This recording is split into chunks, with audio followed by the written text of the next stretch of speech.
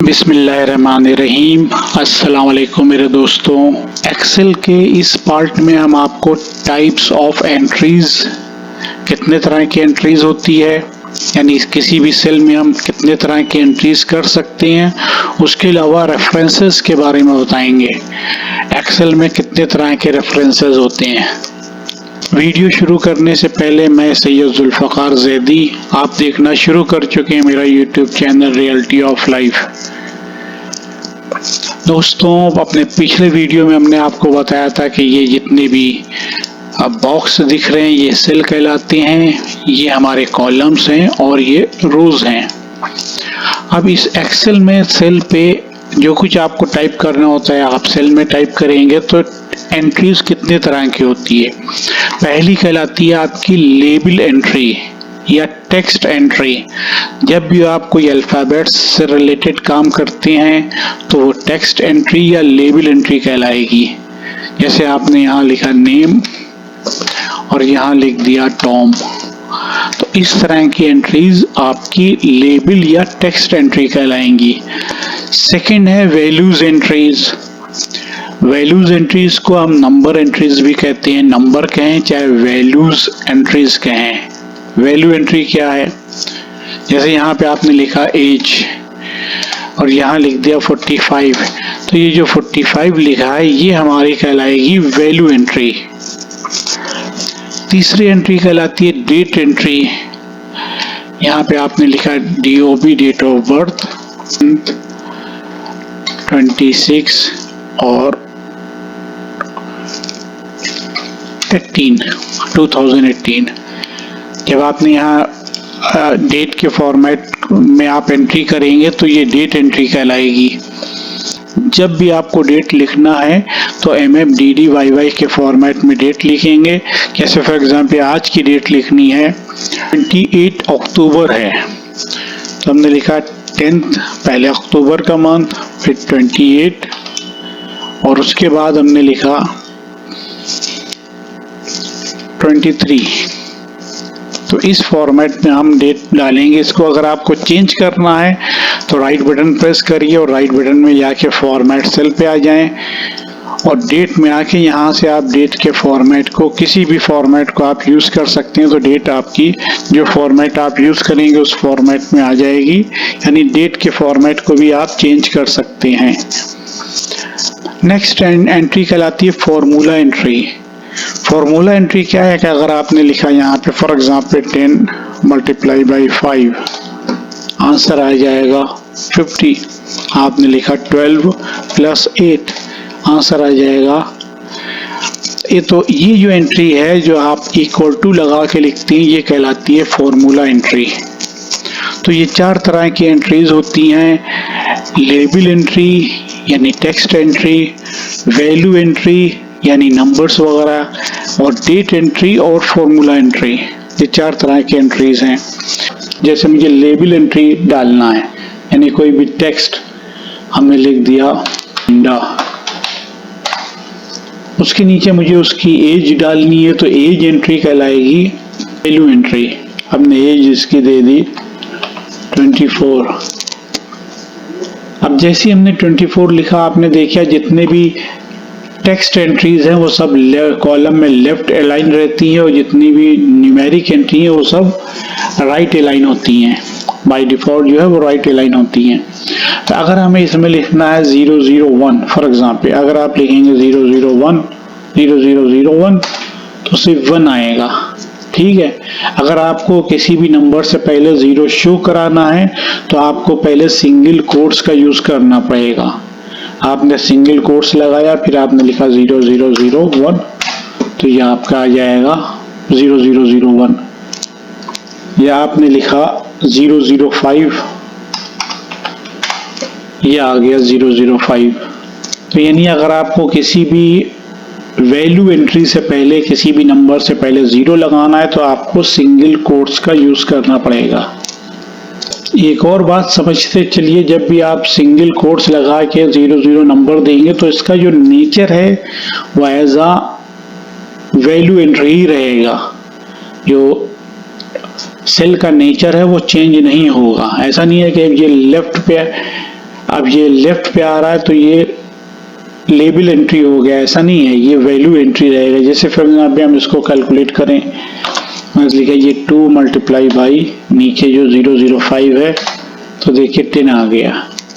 मैंने लिखा है 2 प्लस 0001 लिखा है प्लस 005 लिखा है, 8 आ गया। यानी ये फॉर्मूले के साथ में ये नंबर वर्क कर रहे हैं। इनका जो नेचर है वो एज अ वैल्यू एंट्री ही है।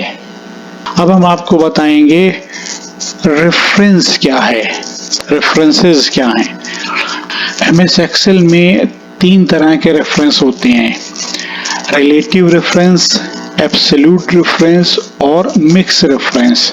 इनमें फर्क क्या है चलिए देखते हैं। विंडो को थोड़ा सा बड़ा कर लिया ताकि आपकी आसानी से समझ में आए। A1 सेल पे मैंने लिखा है 12 और B1 सेल पे लिखा है 8। इसी तरीके से A2 सेल पे लिखा हुआ है 25 और B2 सेल पे लिखा हुआ है 5। अब फॉर एग्जाम्पल मुझे इसको ऐड करना है। हमने यहाँ पे लिखा फॉर्मूला एंट्री दी equal to A1 plus B1, A1 में B1 ऐड करके रिजल्ट दे दे, यहाँ आ गया 20। यानी इन दो फॉर्मूले को A1 का सेल एड्रेस दिया प्लस B1 का सेल एड्रेस दिया, इन दोनों का सम यहाँ आ गया 20। अब ये जो 20 आ रहा है यानी ये जो D1 का सेल है, D1 ये कहलाएगा डिपेंडेंट सेल, यानी इसकी जो वैल्यू है ये इन दो सेलों पे डिपेंड कर रही है। और ये दो सेल इसके लिए कहलाएंगे प्रेसिडेंट सेल।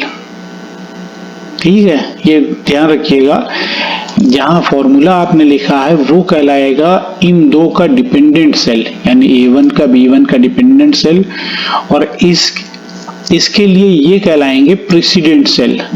यानी डिपेंडेंट सेल इसको इसलिए कह रहे हैं कि अगर हम इसकी वैल्यू चेंज कर दें तो इसकी वैल्यू खुद ब खुद चेंज हो जाएगी। हमने यहाँ 12 के बजाय कर दिया 5 तो देखिए यहाँ 13 हो गया। यहाँ हमने कर दिया 8 के बजाय 5 तो यहाँ 10 हो गया। यानी इस D1 की वैल्यू जो है A1 और B1 पे डिपेंड कर रही है, इसलिए ये कहलाएगा डिपेंडेंट सेल, और ये दो सेल इसके लिए कहलाएंगे D1 के लिए प्रेसिडेंट सेल। क्लियर? अब यही फॉर्मूला अगर हमने यहाँ से फॉर्मूले को कॉपी करके हमने यहाँ रख दिया फॉर एग्जाम्पल, तो देखिए यहाँ जब हमने फॉर्मूला लगा रखा तो हुआ क्या, यहाँ पे फॉर्मूला क्या ले रहा है कि A2 प्लस B2, यहाँ पे फॉर्मूला हमने लगाया था A1 प्लस B1, पर ये फॉर्मूला यहाँ ले रहा है A2 प्लस B2। हुआ क्या, जब भी आप किसी फॉर्मूला एंट्री को एक सेल से दूसरे सेल पे आप कॉपी करेंगे तो जितना भी डिफरेंस डिपेंडेंट सेल में रहेगा उतना ऑटोमेटिकली अप्लाई हो जाएगा प्रेसिडेंट सेल में। कहने का मीनिंग है यहाँ से D1 से आपने कॉपी किया D2 पे, तो यहाँ फॉर्मूला था A1 प्लस B1, तो जब ये कॉपी होके आया तो यहाँ ऑटोमेटिकली A2 प्लस B2 हो गया। ठीक, इसी को हम थोड़ा सा नीचे कॉपी कर लें। हमने D5 में कॉपी किया तो देखिए D5 में 0 आ रहा है, क्यों? क्योंकि यहाँ पे कोई वैल्यू नहीं है। यहाँ पे जैसे ही हम कोई वैल्यू लिखेंगे यहाँ उसका सम आ जाएगा। फॉर एग्जाम्पल हमने देखें यहाँ वैल्यू लिख के मैंने लिखा 7 और यहाँ लिख दिया 8, यहाँ 15 आ गया। तो ये कहलाएगा डिपेंडेंट सेल और ये कहलाएंगे प्रेसिडेंट सेल। रिलेटिव रेफरेंस क्या है, जब भी किसी फॉर्मूले को हम एक जगह से दूसरी जगह कॉपी करेंगे तो जितना भी डिफरेंस डिपेंडेंट सेल्स में रहेगा उतना ऑटोमेटिकली फॉर्मूले में अप्लाई हो जाएगा। ये कहलाएगा रिलेटिव रेफरेंस। ये पहला रेफरेंस है। दूसरा रेफरेंस है एब्सोल्यूट रेफरेंस। ये एब्सोल्यूट रेफरेंस क्या है कि फॉर एग्जांपल हम जा रहे हैं ये फॉर्मूला यहाँ से कहीं हम कॉपी करें पर इसकी वैल्यू चेंज ना हो, यानी जितना भी डिफरेंस आ रहा है रो कॉलम का वो चेंज ना हो, तब हम क्या करेंगे, जब भी हम कोई फॉर्मूला फिक्स करना हो तो हम उसमें डॉलर साइन का यूज करेंगे। कहाँ पे भी डॉलर, यानी कॉलम नेम के भी आगे और रो नंबर के भी आगे, दोनों जगह हम डॉलर लगाएंगे। Column name plus row number, दोनों के आगे डॉलर लगाएंगे। अब ये हमारा हो गया एब्सोल्यूट रेफरेंस। अब इसको हमने कॉपी किया, देखिए यहाँ से हमने कॉपी करके ले गए, कितनी हमने रोज कॉलम में रोज चेंज कर दी, यहाँ पे भी 10 आएगा। इसको हम कॉपी करके ले गए, कहीं पे भी आप कॉपी करिए फॉर्मूला चेंज नहीं होगा। ये कहलाता है एब्सोल्यूट रेफरेंस। तीसरा रेफरेंस है हमारा मिक्स रेफरेंस। फॉर एग्जाम्पल ये हमारी एक टेबल है, इस टेबल में दिया हुआ है सेल्समैन नेम्स दिए हुए हैं। एक पास सेल्समैन हमारे टॉम, लिएंडा, पीटर, जैक, जिल, इन्होंने इतनी इतनी सेल की है। ये सेल का सम यहाँ लिख दिया हमने, सेल का सम यहाँ आ रहा है। सम प्री डिफाइंड फंक्शन है, उसकी हेल्प से ये 3000 आ रहा है। यहाँ पे मुझे निकालना है कि ये जो टॉम ने 300 सेल की है, ये टोटल की कितने परसेंट है। यहाँ पे मुझे निकालना है लिएंडा ने जो 250 सेल की है, वो टोटल की कितने परसेंट है, वो यहाँ पे आए। इस तरीके से हमें ये समरी बनानी है। अब अगर हम इसमें देखिए, हमने फॉर्मूला लगाया इक्वल टू टॉम की sale divided by total multiply by 100, तो ये दिखा रहा है 10, यानी टॉम की सेल ये सही दिखा रहा है, 10% रही इसमें। पर हुआ क्या, अब अगर हम इसकी को कॉपी कर देंगे यहाँ से नीचे तो आंसर नहीं आएगा। क्यों? जब भी हमने फॉर्मूले को यहाँ से लेके यहाँ कॉपी किया, नीचे कॉपी करते जा रहे हैं, तो होगा क्या कि फॉर्मूला नीचे वाली एंट्रीज को ले रहा है। देखिए यहाँ पे नीचे वाली एंट्रीज को ले रहा है, वो जो रेफरेंस है उसको अप्लाई कर रहा है रिलेटिव रेफरेंस को, और नीचे कोई वैल्यू है नहीं तो वो फॉर्मूला गलत हो जाएगा। तो अब यहाँ पे हम फॉर्मूला क्या लिखेंगे, यानी अब ये जो वैल्यू है ये हमारे फिक्स कर देना है, इसको चेंज नहीं होना है। इसको चेंज होना है पर इसको चेंज नहीं होना है, टोटल की वैल्यू को चेंज नहीं होना है। तो हम करेंगे क्या, यहाँ पे हम फॉर्मूला लिखेंगे J2, यहाँ पे हम डॉलर लगा देंगे,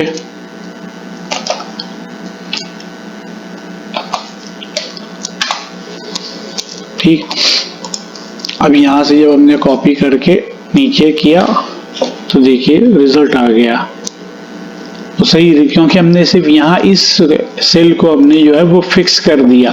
कैसे फिक्स किया, हमने लिखा J2 यानी टॉम की जो सेल है डिवाइडेड बाई, इसको $J7 कर दिया मल्टीप्लाई बाई 100। अब यहाँ देखिए 1500 पीटर की जो सेल है वो 3000 का 50% है। इसको थोड़ा से आप वैल्यू ये डिसिमल पॉइंट में दिखाना चाहें तो डिसिमल में दिखा दें। इसी में अगर मुझे परसेंटेज भी लाना है तब हम उसके लिए क्या करेंगे, जब हम फॉर्मूला लिखेंगे तो हम उस टाइम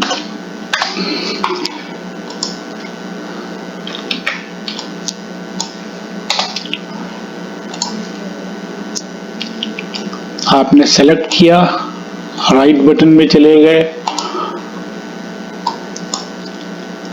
और इसमें जाके आपने नंबर में चूज कर लिया परसेंटेज।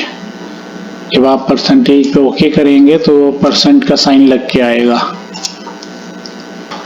उम्मीद है ये रिलेटिव रेफरेंस, एब्सोल्यूट रेफरेंस और मिक्स रेफरेंस आपको समझ में आया होगा। अगर आपने कुछ नया सीखा है मेरी वीडियो से तो हम आपसे रिक्वेस्ट करें कि आप मेरी वीडियो को अपने ग्रुप्स में और फेसबुक वगैरह पे शेयर करें। बहुत शुक्रिया, अल्लाह हाफिज़।